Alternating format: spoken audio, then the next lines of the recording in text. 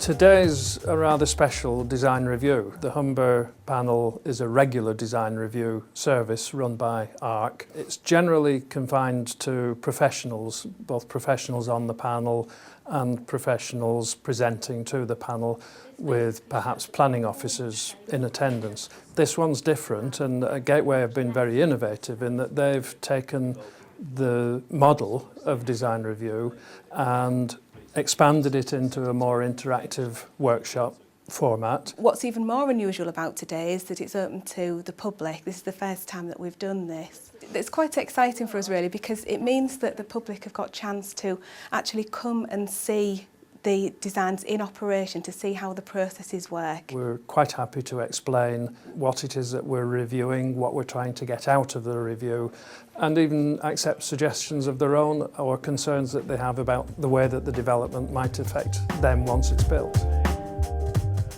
Today we're just focusing on the Amy Johnson site, and it's one of the key development sites within the Nassau area. That's the Newington and St Andrews area that the Gateway Pathfinder work within. The design review is extremely useful in that it brings external advice and some of the best advice in the country, some of the best architects, some of the best planners, which all contributes to that mix and the wealth of the place, and ensure that the development we build is of the best quality, not just within Hull, but also of the wider region and the whole of the country. I mean, we want to be building the best. This stuff we're building, these houses, needs to be there for hundreds of years. We don't want to be building stuff that is short term. It needs to be of a quality of place that people will interact and enjoy for a very, very long period of time. Consultation is fundamental. If you or I had professionals turning up on our doorsteps telling us that they were going to change our surroundings without asking our opinion, we'd rightly be offended. And so as a professional,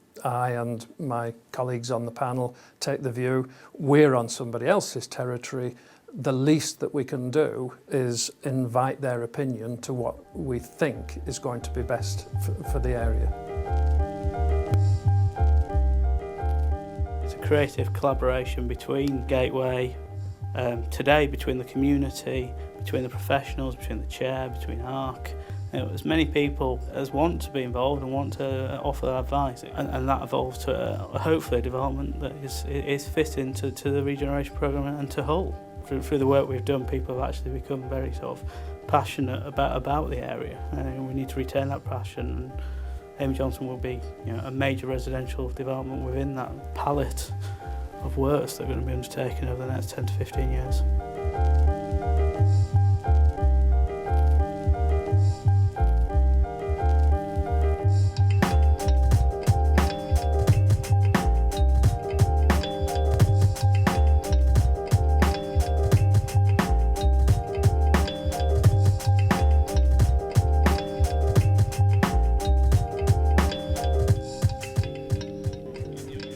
The key aim from ARC's perspective was to provide the members and residents of the Newington and St Andrews community with the opportunity not only to be inspired about the designs and plans for their communities, but hopefully to provide them with the skills and the confidence so that they can actively input and express their views to the design teams.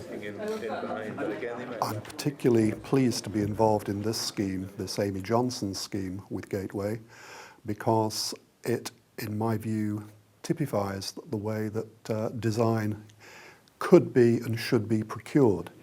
Here we've appointed an artist called Chris Tipping, and he set out to understand this part of Hull.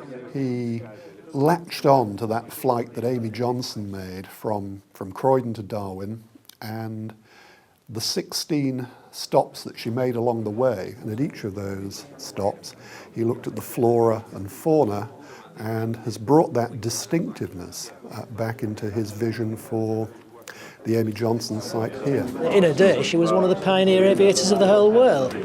To get to Australia in a single-seater aeroplane of those days was an amazing achievement. I think to keep the concept going right through from the school right through into this, and it'll take it on for another 50, 60 years. The name won't get forgotten then, which is, I think, a good thing. We've got to make places.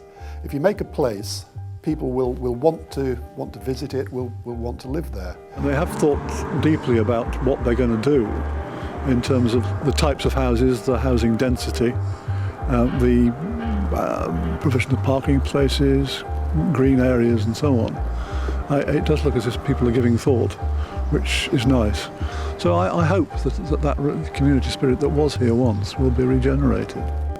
This event provides a very good example of how ARC and the various partners, in particular Gateway, actually work together to ensure that communities are not only consulted on what's being proposed and planned for their areas, but they can actively contribute and have their say.